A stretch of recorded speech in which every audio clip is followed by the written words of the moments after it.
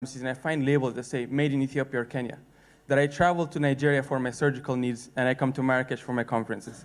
I know most of you have experience or know of people that have experience in the medical field in Africa, so please, let's find some time to talk.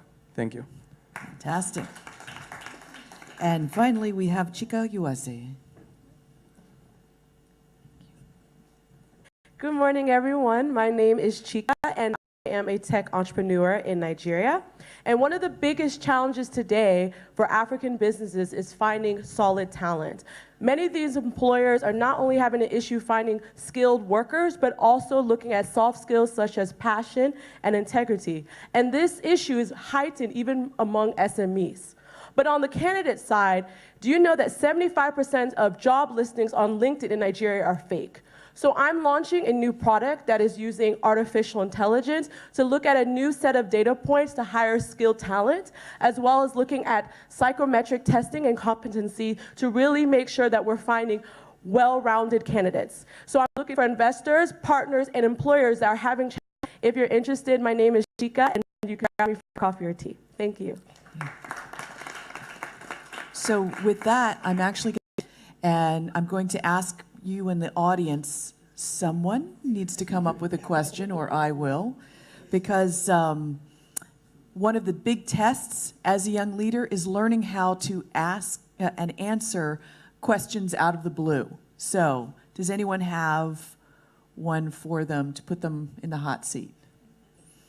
All right, so I'm good at asking tough questions.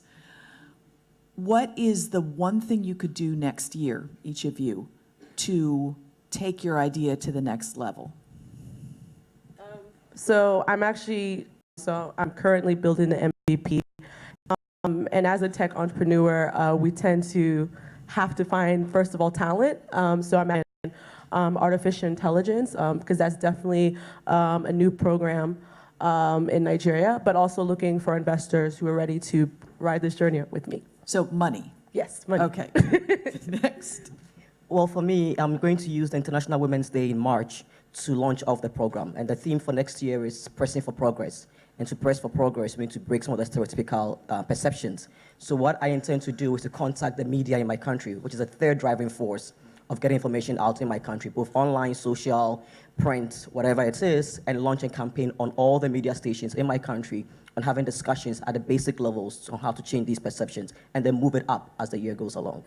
So rather than needing money for your next step, you need networking. Anyone in the audience from the media world across Africa, come speak to you afterwards. Yes, please. And any venture capitalists in the audience, please come speak to Chika afterwards. For me, it will be about mobility. So there is a tendency, I work in media, and you can get caught in your own filter bubble. So I have to actually probably move out of the US to understand what the ecosystems look like in places I'm not from, so I can figure out what those linkages look like. So for me, the most valuable thing are people building and working and studying media and how that affects youth in the types of countries that are actually seeing burgeoning platforms being expanded. And who would be the consumers of your product that you're trying to build? Of the report, it would probably be civil society and also governments that are looking to create infrastructure. Talented youth in countries of origin have to fight brain drain. So, which is one of the things that we've been talking about a lot with the discussion of migration, how Africa who are needed to provide the jobs for the next generation. Right. Ma'am. Our current scholars, most of them are studying outside of their own country, but within their region. And we're trying to break that cycle, the normal mobility patterns. So Zimbabweans going to South Africa, or Ghanaians going to Nigeria. So what we're trying to do next year is send some students to Morocco, who are partnering with us on the project, but we're also inviting more countries to partner with us so that we have more options to send our students further than their usual surroundings. Okay. Yeah, so when it comes to the African healthcare challenge, I tried to figure out what part of the healthcare challenge should be solved, whether it's the insurance, hospitals, or pharmaceutical production. And through talking to some experts, I think we've come to a consensus that pharmaceutical manufacturing would be a big part of it. So that was the first part. So the next part will be finding more operational experts and investors in the medical field to see different ways to make pharmaceuticals more available in Africa. So where are you going for your research to figure out where the shortages are? I think that was done through talking to doctors and hospital operators so far there, and now the next is in how can that be made possible through bringing either companies from outside or setting up plants locally. Fantastic. Well, with that, I thank you very much for sharing your ideas, and I invite everyone to talk to them if you see them in the coffee session afterwards. And right now, we're going to have a video to introduce the next session. Thank you very much. Cheers.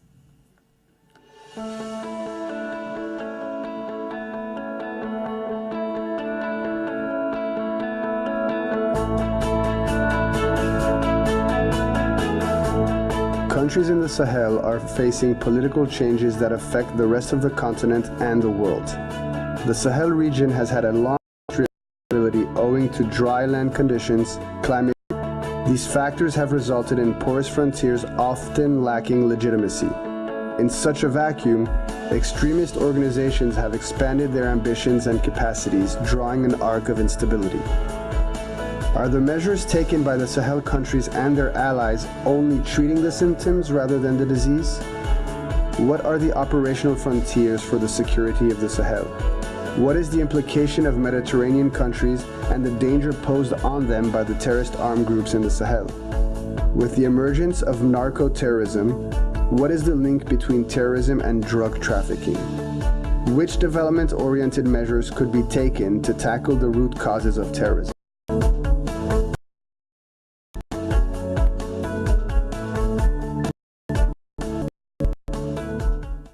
And with that, let me welcome Minister for the Morocco. We also have Tewolde Gebremeskel, who's the director from the Intergovernmental Authority on Development. Good morning. Good morning. Yeah. General Nick Parker, he led British operations in Northern Ireland and Sierra Leone, as well as being part of coalition environments in Iraq and Afghanistan as part of his long military career. And finally, we have Kurt Volker, who is the executive director of the McCain Institute and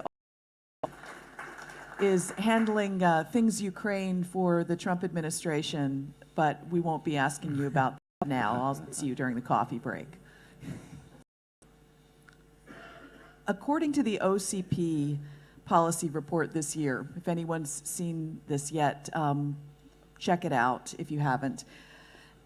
Atlantic Currents gets updated every year, and one of the chapters is on terrorism.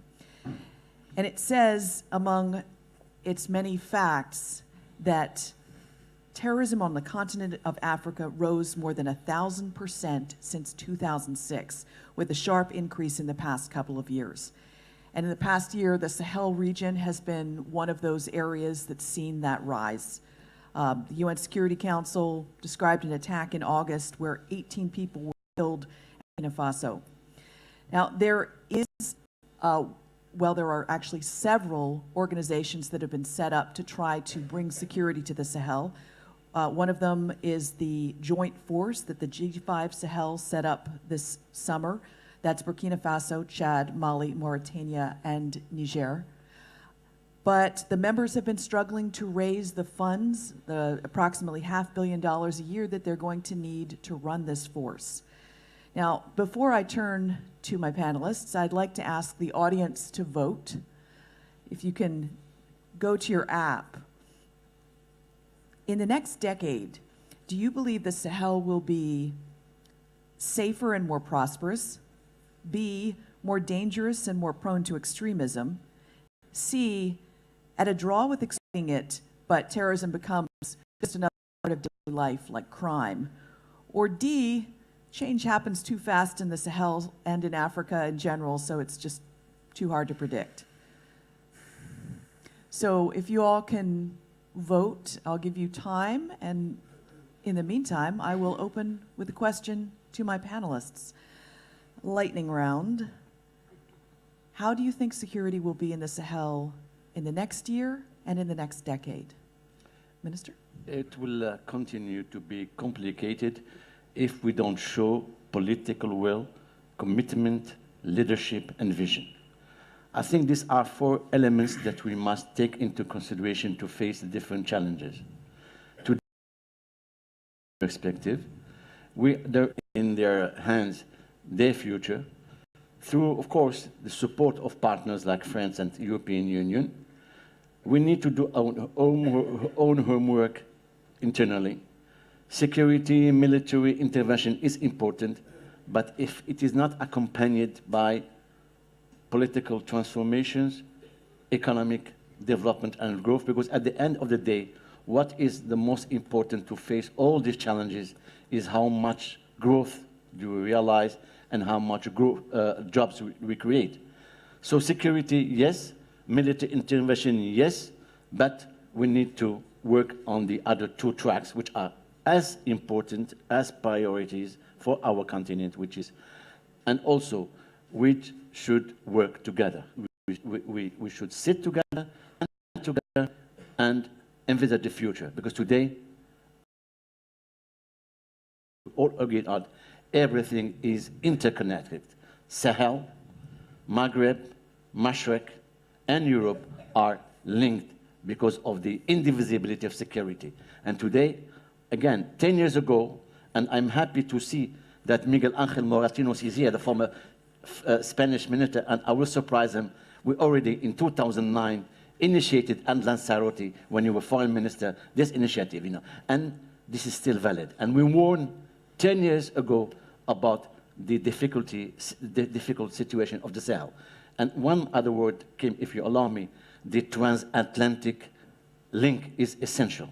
Because today, even Latin America and in the Latin American Atlantic are also concerned by this security threat. So I'm going to be the obnoxious moderator who says, yes, but in the next year and in the next 10 years. So you think security will be worse in the next year, but better if we work well, if we work together, it will be better.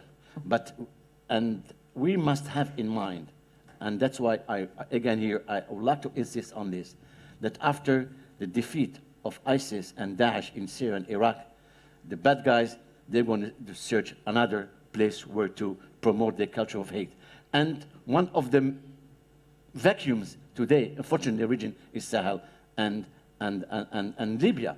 And if we don't work on the resolution of this conflict, and especially Libya today, we continue to face the same security, organized crime, drug trafficking, and even slavery. And I would like to take this opportunity to condemn with the strongest terms the slavery activities in Libya by some extremist organization. Thank you. Mr. Gebremeskel. Thank you. In Africa, basically, in the coming year, I don't think we'll see a tremendous change. But in the next 10 years, I'm sure terrorism will be defeated militarily, and security will be better. But in terms of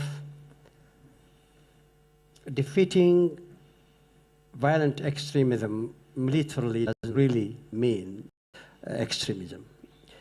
So the challenge this time is actually the coordination between the military attack and the propaganda work against violent extremism, and then where you have to then work on de-radicalization, on the challenge, of course, in my region, IGAD, Horn of Africa, basically in Somalia, is then even after the de-radicalization, when people are demobilized from the extremists, there is no apparatus on how we can integrate them into the community.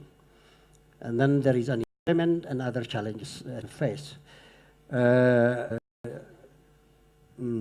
Violent extremism will be defeated militarily, while we will go and work against all forms of extremism in Africa.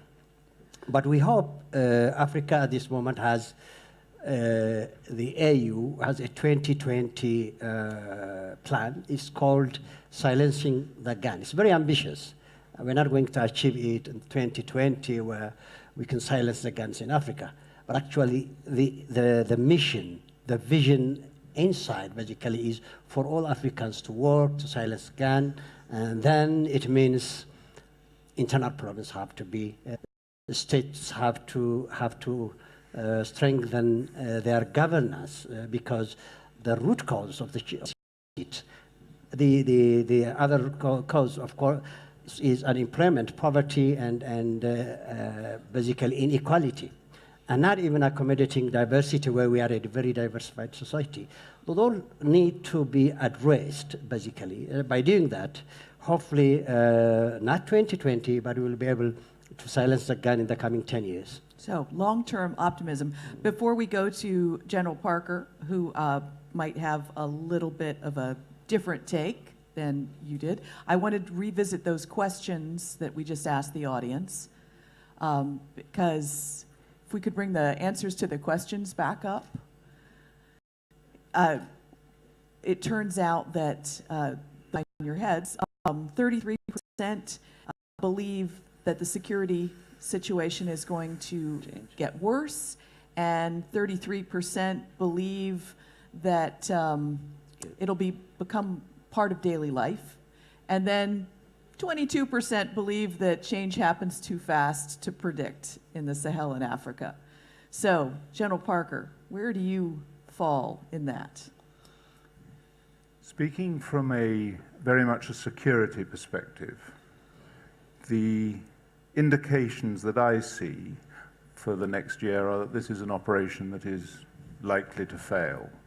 It has too many participants, a lack of clear objective, insufficient capacity, and an unwilling international community to really support it. So over the next year, unless this security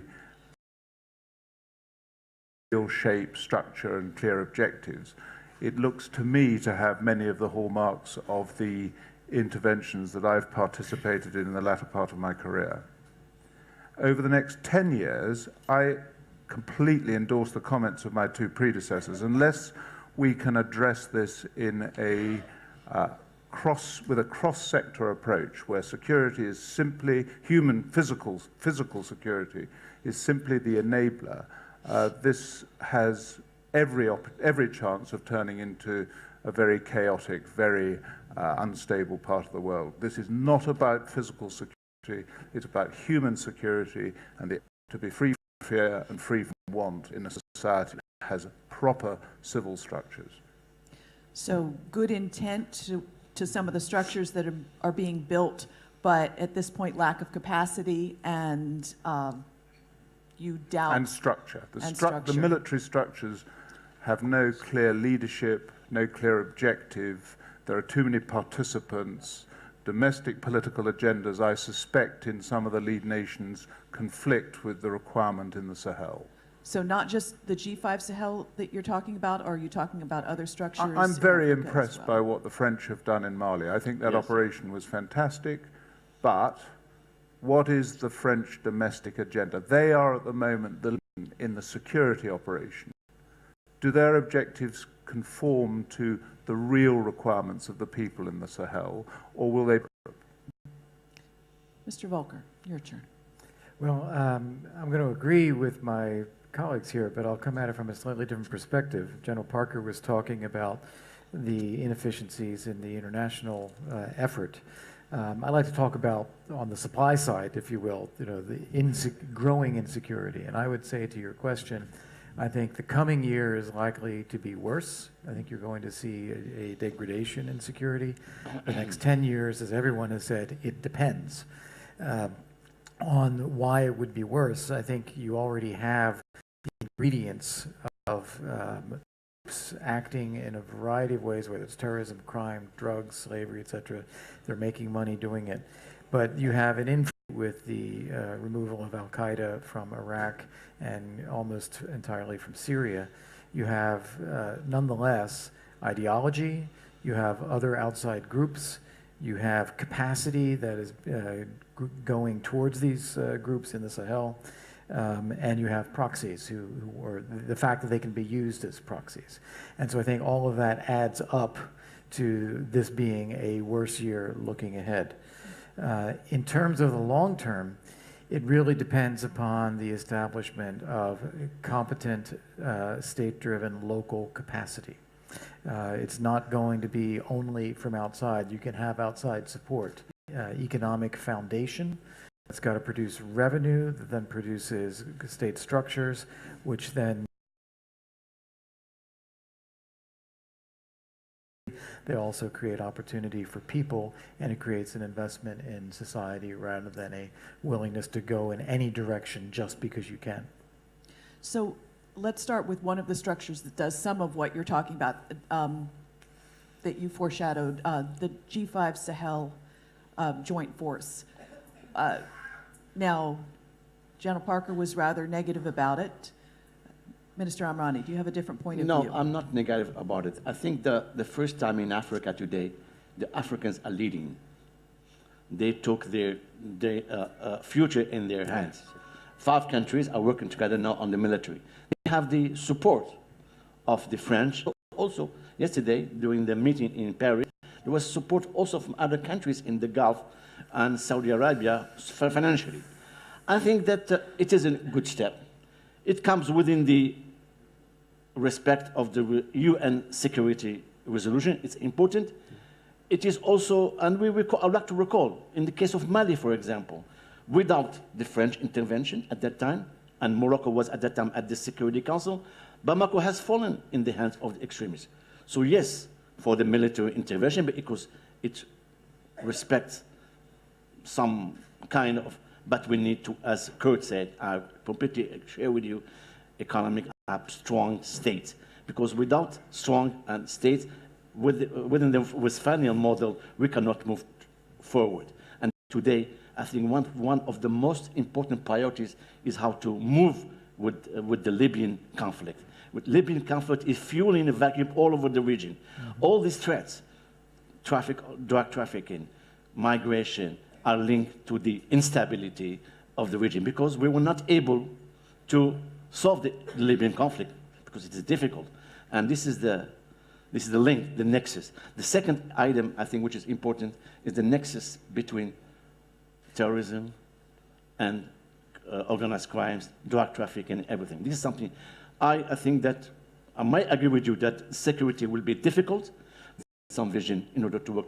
So for me, to answer that to the question, this G5, it's important because it's coming to supporting within the UN framework the vision and the ambition of the countries of the region that they want to work together. And this also is important because it helps the regional integration schemes in the region.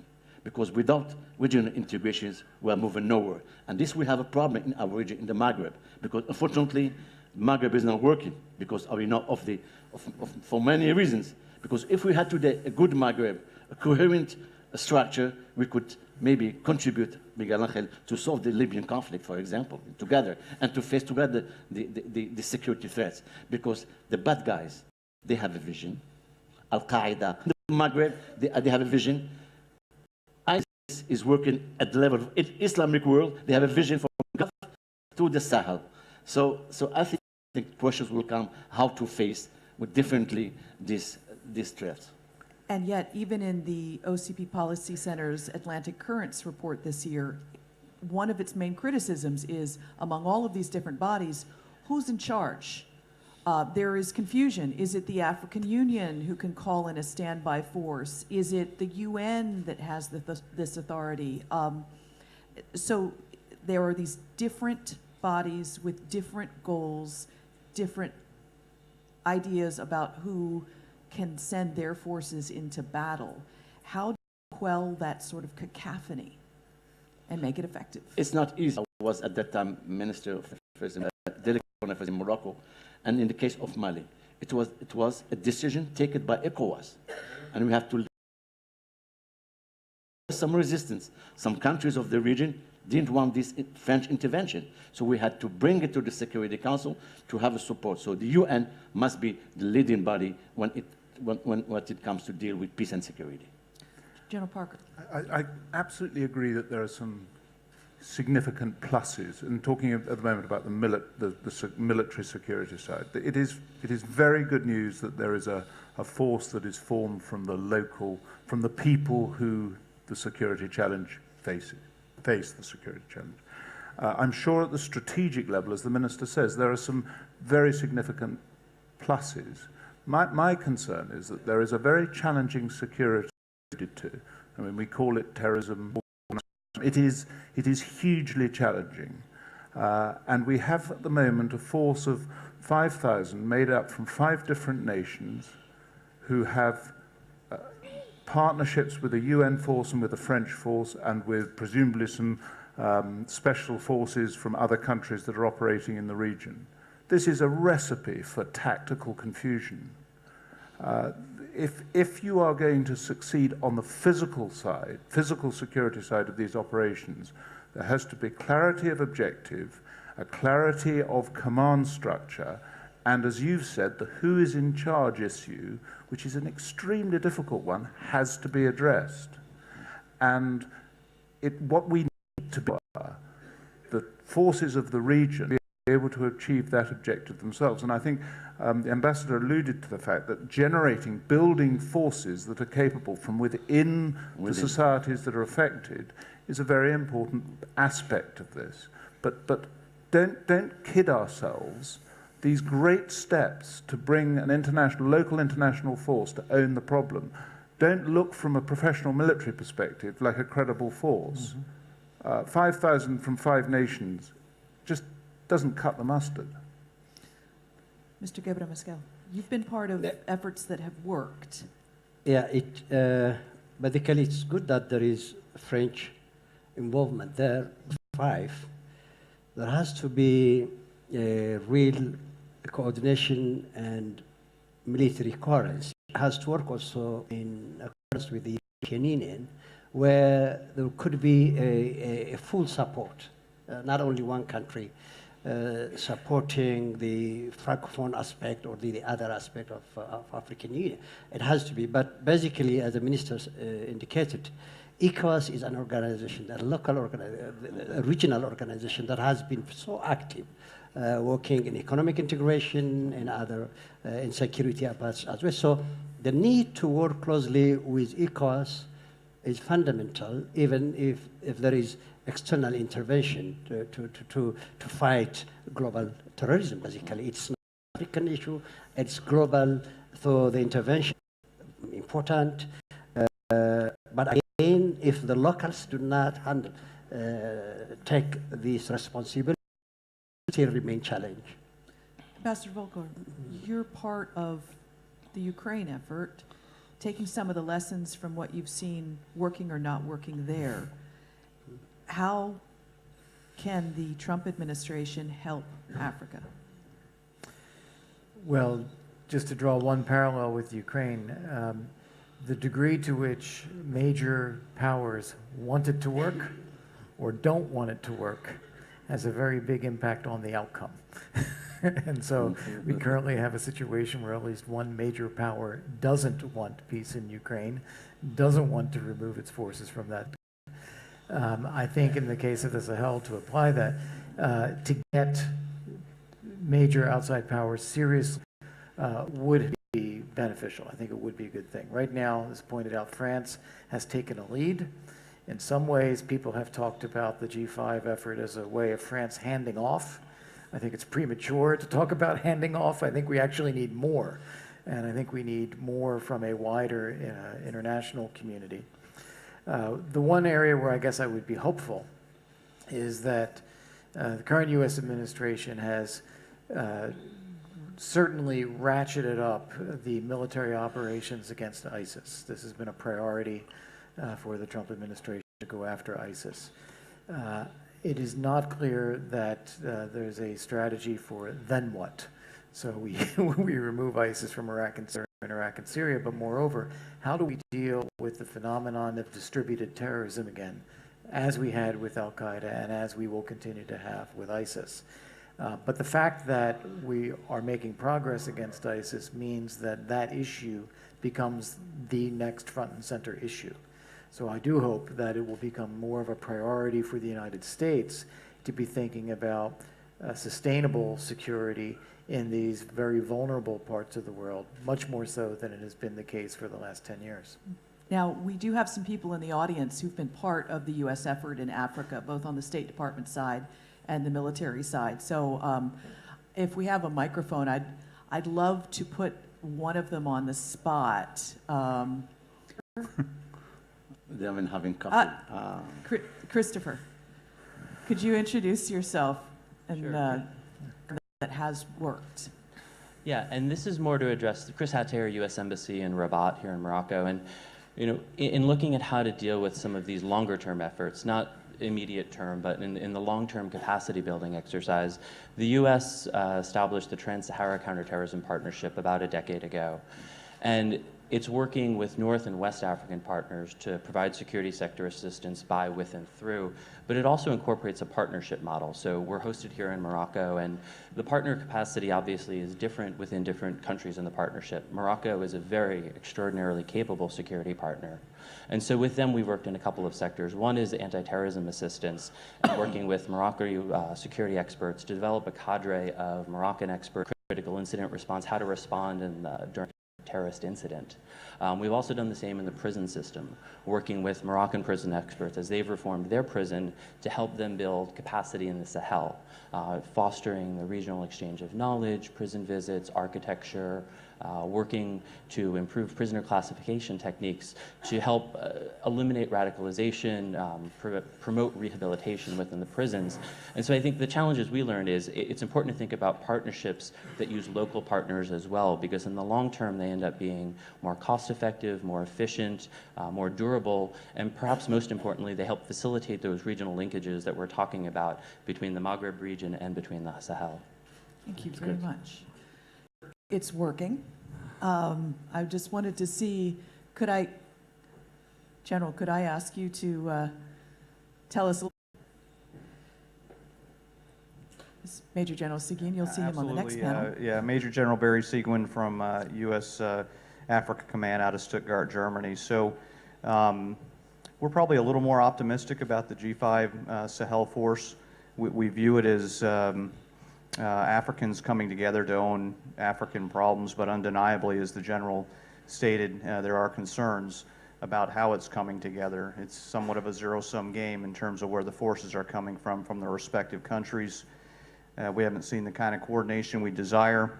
We're certainly posturing to assist in that respect as conditions on the security of our forces. We do plan to advise at the headquarter level, which is in Mali. And so we also continue to look at this bilaterally, so supporting the respective countries that have come together with security force assistance, continuing programs that we have to train, advise, assist, and accompany in some cases, professionalization of the military and the programs that we've established to continue to work with the partner nations in that respect. And we call it defense institution building, but really institution building, and that gets to the root of some of what was discussed this morning. So if we're not working that piece, we're likely merely addressing symptoms in a lot of cases. Got to be a 3D approach. We acknowledge that from Africa Command. It's got to be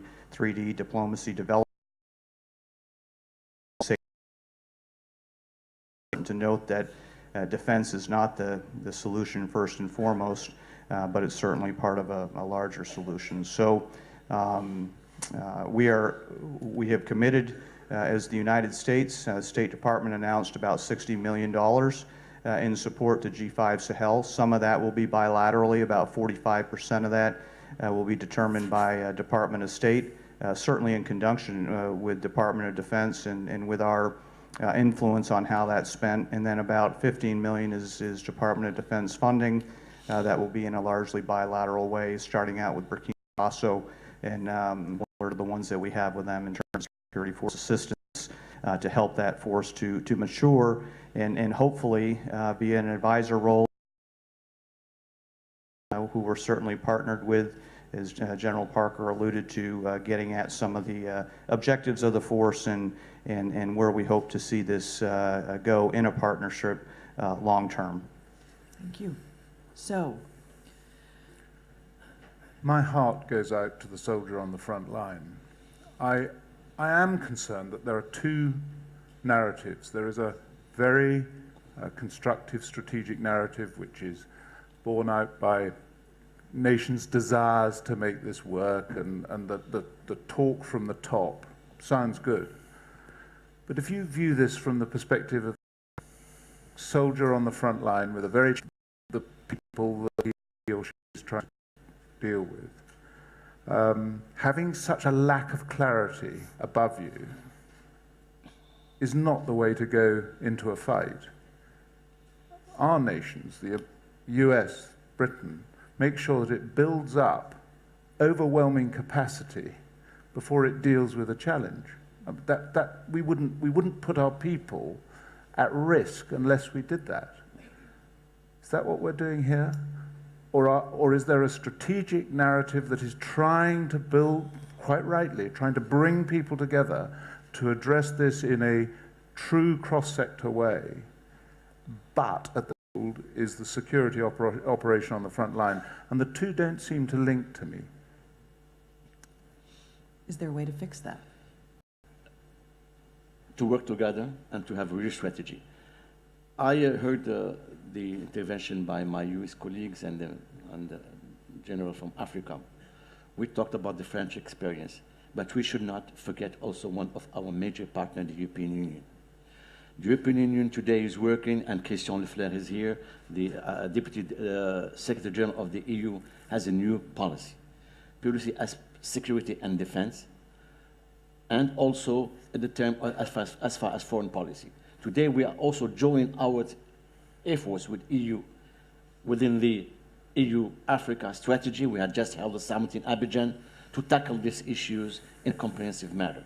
But then, our homework internally to face this challenge. Maybe if you give me a chance later on, I will speak about our strategy, how we deal with this issue.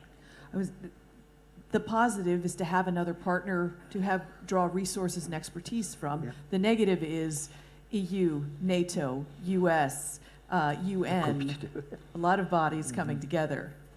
Mr. Gebremeskel, you had something to add. But actually, I'm trying to only compare what is happening in the West, where we have the 5G, and then on the Horn of Africa in the East, where we have the biggest Al-Qaeda force in Shabab. And in terms of attack and destruction, actually, it has never been in the world. Just only last month, with one blast, about 400 people were killed, just in Mogadishu. And this is Al-Qaeda supported Al-Shabaab, which has spaces, which collects revenue, which sells, exports coal, and so on. So it is entirely different what is happening in Mali and in Somalia. So we have to try to compare the nature and also the variabilities of those international violent extremists or terrorists like we have in Mali, contributing countries in the eastern part of Africa to fight Al-Shabaab. This force is called AMISOM force, and this is the first experiment to look into African solutions to African problems, where we have then from Burundi, Djibouti, Ethiopia, Kenya, Uganda, and police from Nigeria.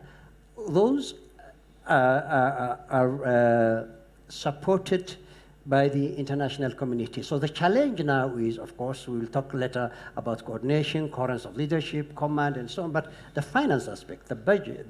So what then would, in the eastern part of Africa, want to from the international community, mainly is the budget, the finance support. So striving to that direction. But we may not need physical military support, but we need professional capacity building and just finance. So not so much, you don't need boots on the ground. No, no. You need advisors. You need expertise. You need intelligence, logistical help. We've talked a lot about the defense and how you attack through the military, but we haven't yet talked about the threat itself.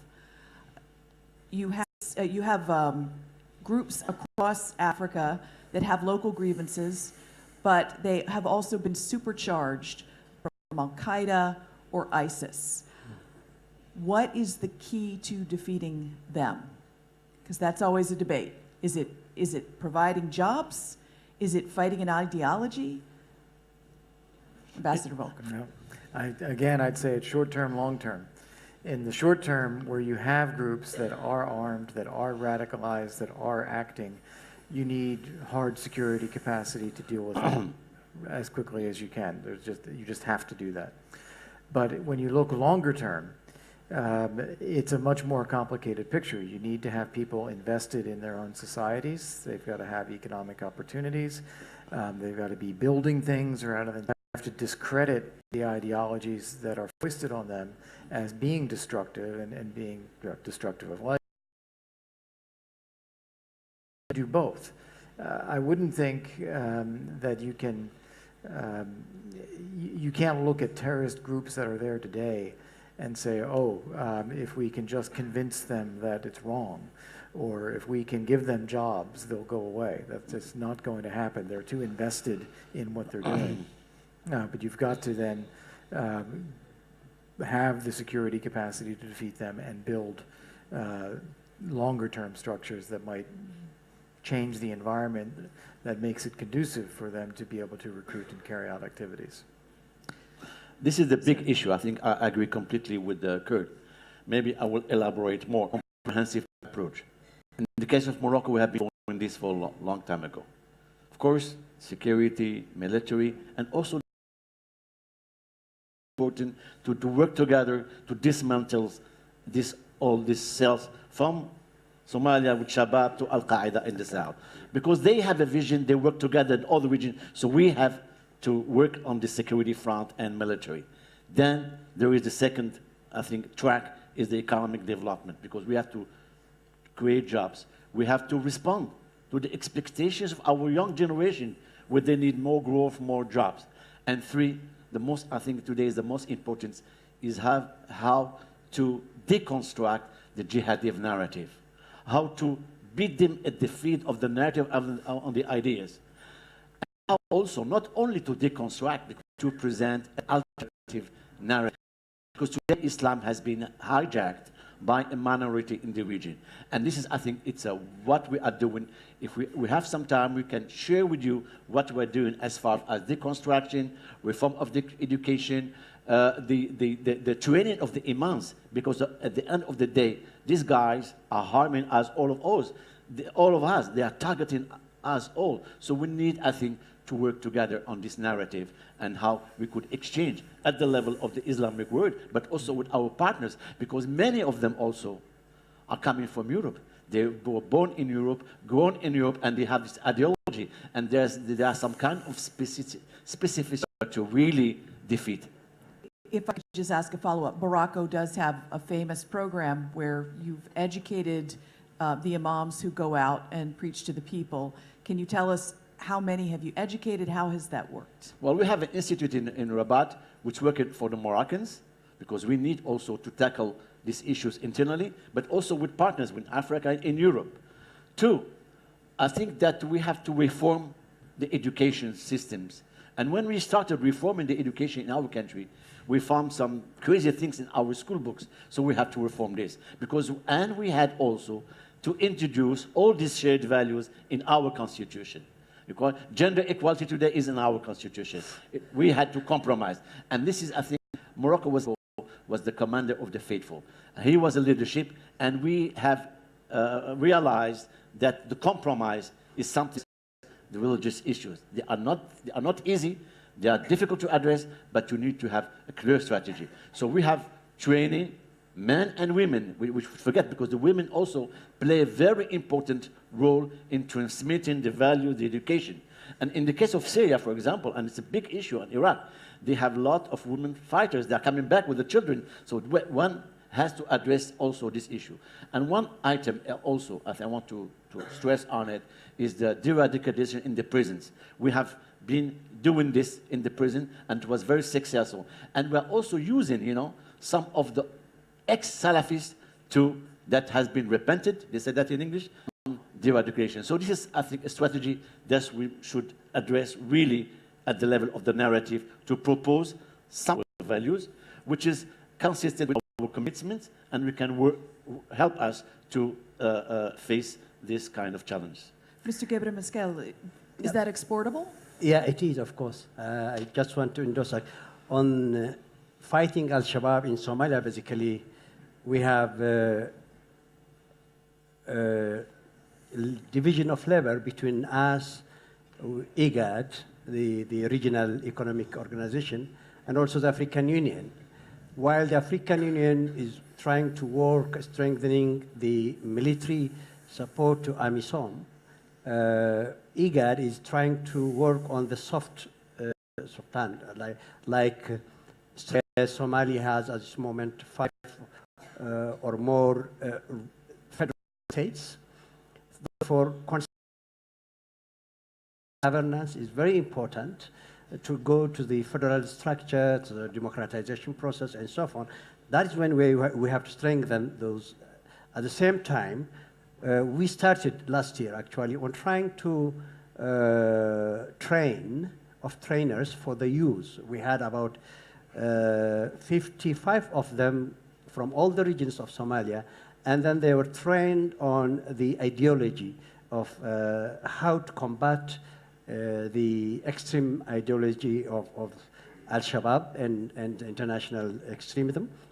Therefore, these are 50, which about 33% of them were employed to educate the youth in Somalia.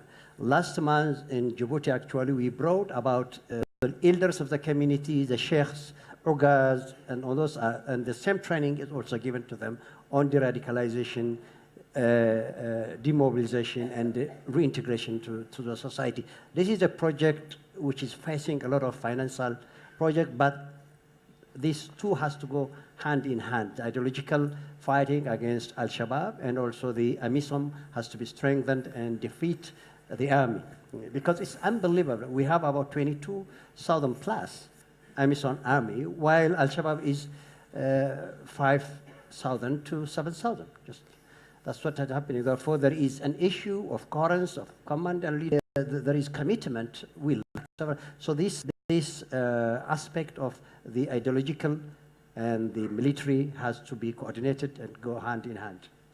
So intellectually, that sounds like a fantastic solution. Yeah.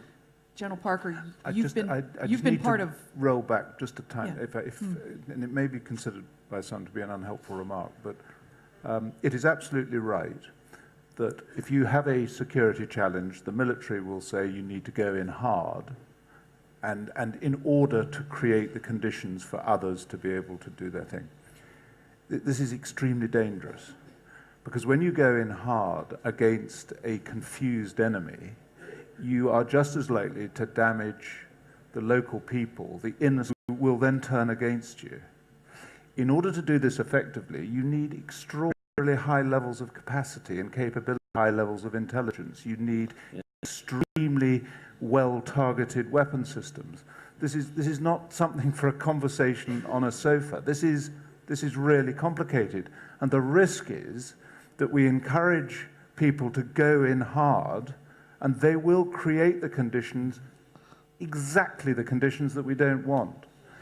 Now, I'm not being helpful because I still haven't seen any evidence in my experience of an ability to produce the non-military aspects of human security in a targeted fashion that can be directed in the areas where you wish to create this sense of security. To have special security requirement, along with special forces the development requirement, if you could combine, reduce the effect, a lasting effect in the area that you're operating, there is then a chance that you may be able to create the conditions for wider stability. But if you leave it to the military, you will not get the conditions that you want. And you've been part of efforts in Iraq and Afghanistan where the military did try to deliver the soft solution following the hard fight. Yeah, and we pissed off the locals. Yes. I would love to open up to the audience. Sir, you've been very patient. Can someone bring a microphone to him? Thank you. Can you introduce yourself? Patrick Worms from the World Agroforestry Center. I was heartened to hear the last comment. Indeed, the military cannot do it all. And I was concerned that there's one key word that we have not heard of: justice. It's instructive to look at the history of the Philippines in this regard. The Philippines has large land holdings and a large group of by these large landholders. Back in the 1970s, these people were rebelling with a little red book written by Mao Zedong in their hands. Today, they're rebelling with a little green book written by the Prophet Muhammad in their hands. The point I'm making is that beating ideologies is a game of whack-a-mole.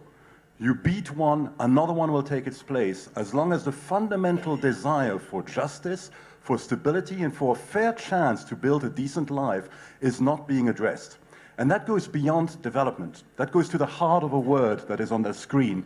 It goes to the idea of governance. Yes. Way beyond the military. It goes way beyond security. It goes about fundamentally rethinking what migration is, what justice is, and what... And that goes to a comment from the audience. We heard about terrorism, extremism, and combating this but we've not heard enough about the fundamental responsibility to educate, eradicate poverty, and good governance. So I have a question for Ambassador Volker. Everyone used to turn to America to fund this kind of project. Can they still? And does it work? Coming in from the outside with billions in investment and trying to build an infrastructure where there was none. So first, let me just thank you for your comment, because I agree, particularly the points on justice and on governance and capacity with governance. In fact, the very first set of things I said, I highlighted those issues as the difference between success or failures over a 10-year. On the role of the United States, it is easy to follow the U.S. political discourse and think that everything is crashing down around us, because that's the way the U.S. political discourse treats it. Even today, even with the Trump administration, the U.S. is one of the largest donors to just about everything in the world in terms of governance, capacity, development, and I don't really see that changing. And in fact, one of the things I think we can learn from the past year in the United States is the breadth of consensus in our system about the United States sides of the aisle, both parties. Taking the Ukraine example, we had 98 senators vote in favor of strengthening sanctions on Ukraine. There's a broad resilience in our society. We can't escape the realities of the world that we live in. We can't escape the unique role of the United States because of our system, because of our capacities and so forth. So I'm actually upbeat about the commitment and engagement of the United States over time. And yet the U.S. has, the Trump administration has withdrawn from several international agreements, international bodies, that they don't seem to be sending the signal of international engagement. Well, just, you know, the U.S. just voted in favor of the UN resolution on this G5 force, for example. Yes. The U.S. pulled out of UNESCO, that's one issue, and the Paris climate thing is a whole other issue, and I think you need to look at them one by one. But you look at other things, engagement in Afghanistan, that's been ramped up. Same thing with Syria and the war against ISIS. I think you're going to, well, you have seen already a increase in investment in NATO in terms of forward deployments that was trying to also leverage greater European commitments. Yes, we didn't pursue the Trans-Pacific Partnership, which is really too bad. But nonetheless, you're seeing a very robust engagement in Asia concerning North Korea and trying to make that as multinational an effort as possible. So I don't think you can say it's all coming apart. I think you have to look issue by issue. Thank you. You had a question, sir. Thank you. Thank you very much for very, very interesting presentation. If I ask, I'm Mira from Spain. Former minister. If I ask a question to all panelists today, and I will ask them, there is a military solution to the Sahel problem. Most probably, the fourth of you would say no. And we are getting used to that. Head of state, head of governments, politicians said there is no military solution. But of course, there is a need for a security strategy. There is a need for military intervention. But then what it needs, and that I defend, the word of diplomacy has been absent in my point of view. How many foreign ministers have gone to the Sahel? How many times ministers of defense have gone to the Sahel? Many times. Look to France. How many times the French foreign minister has gone to Bamako? How many times the minister of defense of France has gone to Bamako? So in order to cope with the problem that the general very brilliantly identified, how you organize the strategy, how you organize the command, how you invest in what you say a new manner to, after the intervention, you have this human dimension, this cooperation, what Youssef Amrani has said, a comprehensive approach. So what I will call for, that diplomacy take over and have an intense and permanent address to the Sahel problems. Thank you. Is diplomacy missing? First time I'm not sharing the views of my friend Miguel Ángel Moratinos, because when he was foreign minister, I remind him, we took initiative on Sahel and Saroti, and then also you, as foreign minister, you work on Africa, Plan de Africa. No, diplomacy is not missing. The world is getting complicated, and we have a lot of players. We have the EU with EU Africa, we have the African Union instruments, you have NATO instruments, you have the ECOWAS regional. So the big problem is the coherence, lack of coordination between all these institutions. A role to play, it's essential. Maybe we need to work more on coherence.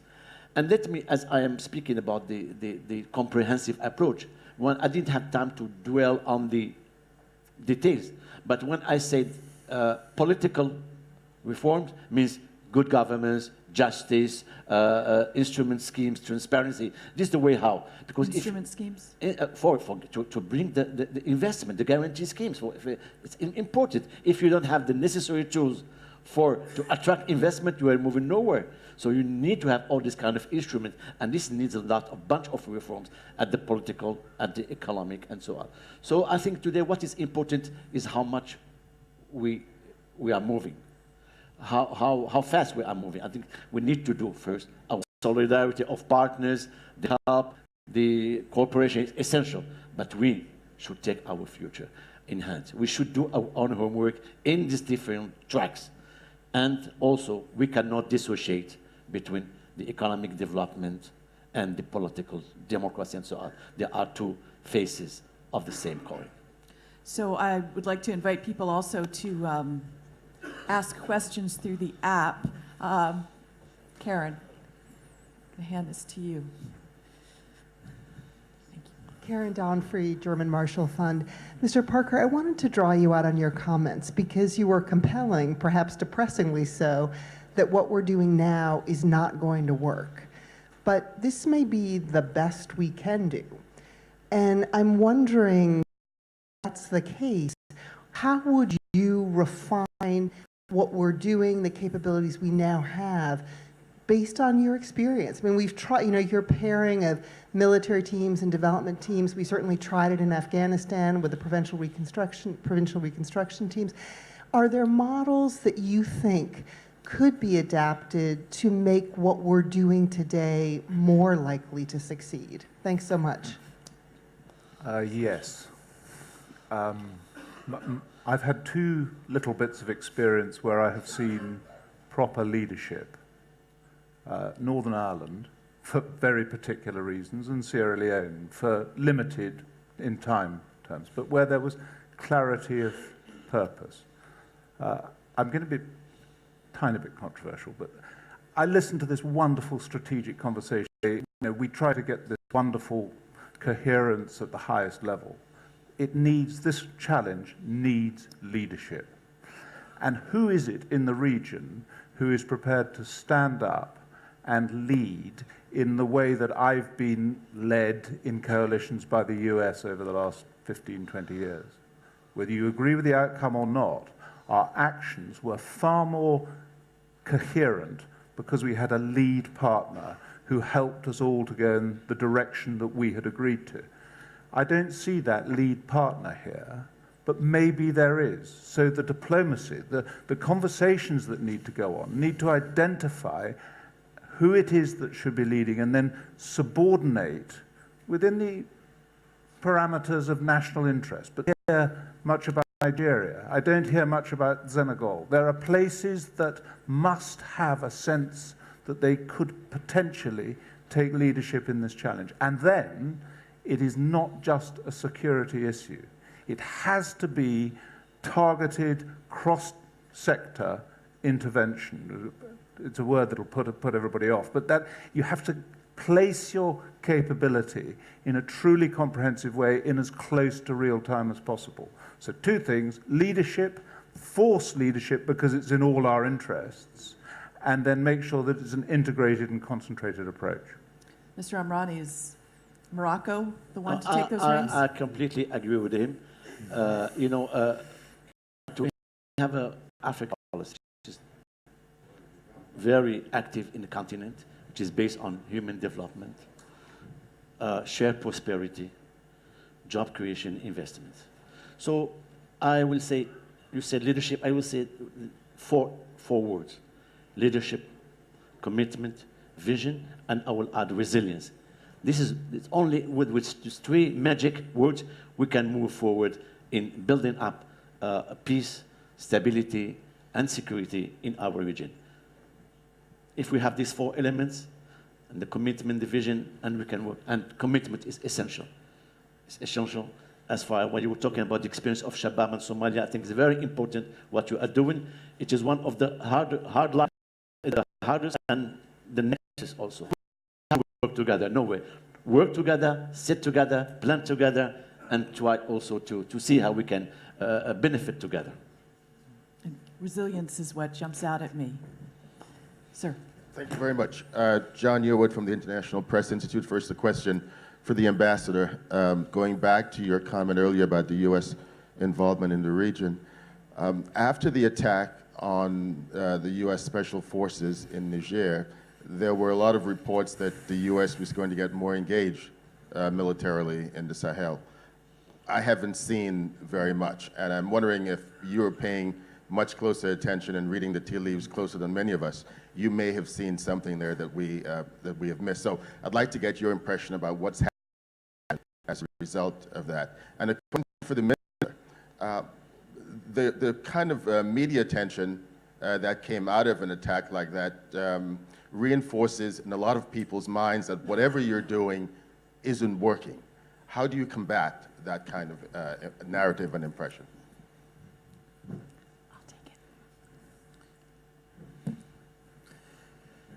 Okay, so to answer your question directly, I have not seen that kind of response either.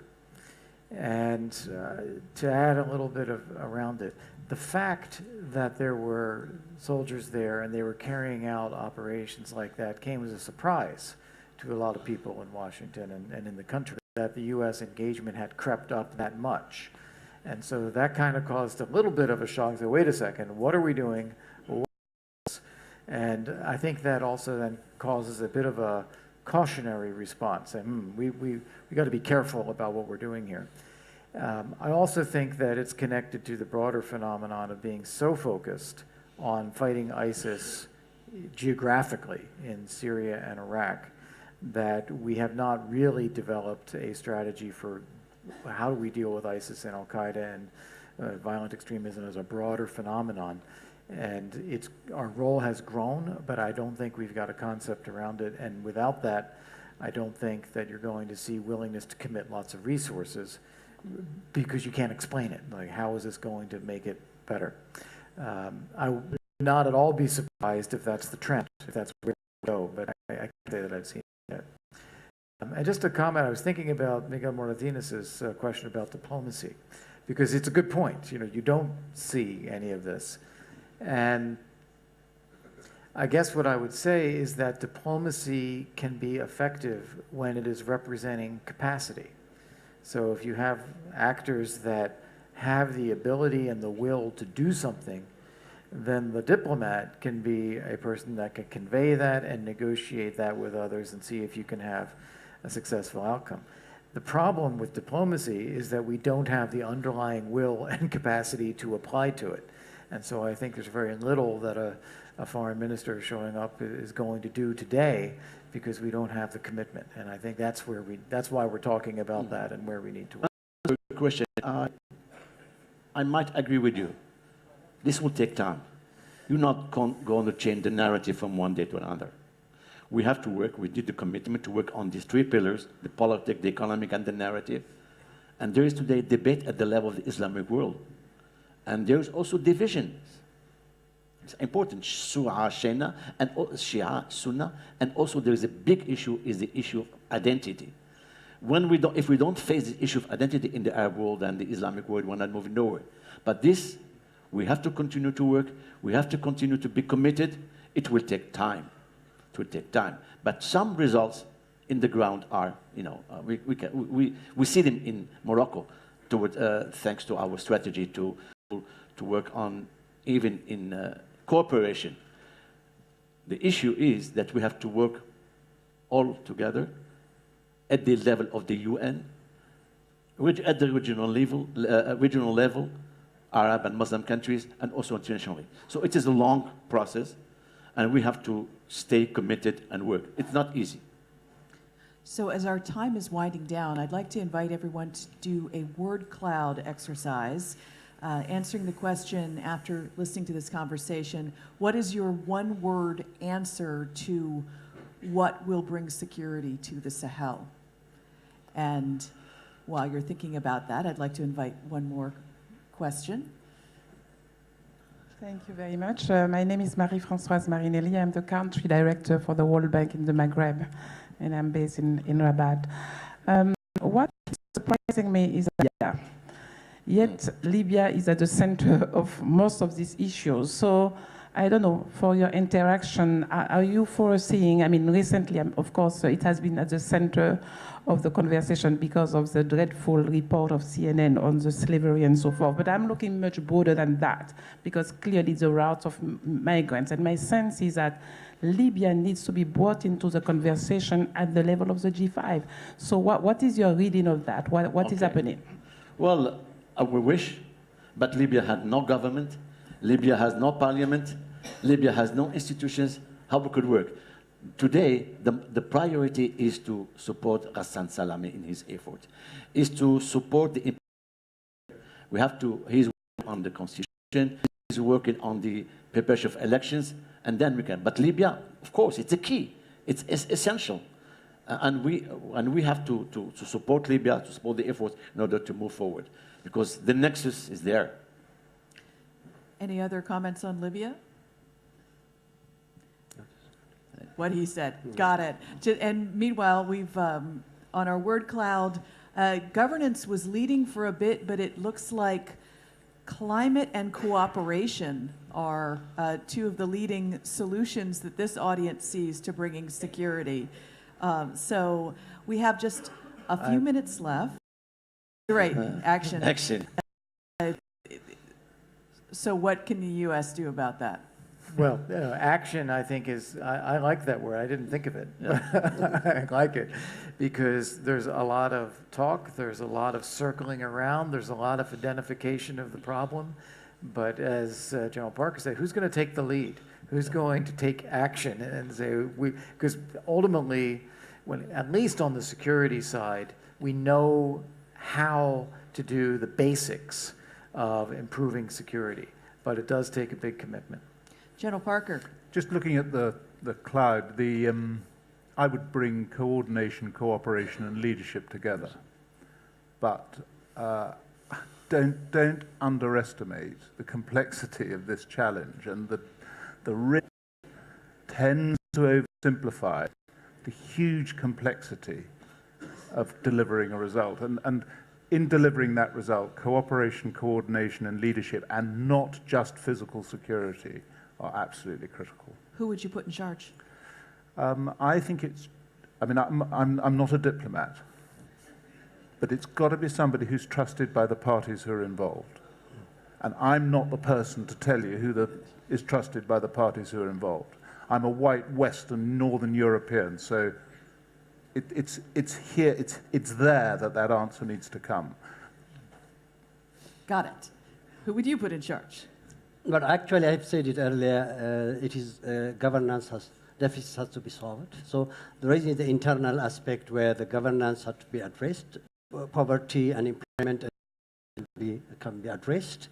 But at the same time, the nexus between the peace and development, where we have the external support aspect, where World Bank, there are bilateral supports to Africa, but the solid support like soft loan, infrastructure, buildings, and so these are the key ones that Africa is looking for at this moment. Having that development and then governance inside straightened, the conflict issues will be resolved. Minister. We have to promote the positive agenda, I think. Yes. This is the most important for me, be positive and work. Yes. Move forward. Well, on that note, I want to thank you all for your participation. Thank you for your questions.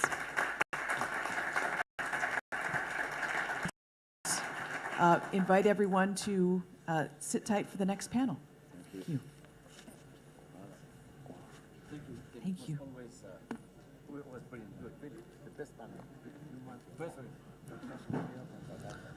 Ladies and gentlemen, please enjoy your coffee break. Reconvene in 30 minutes for the in-focus sessions.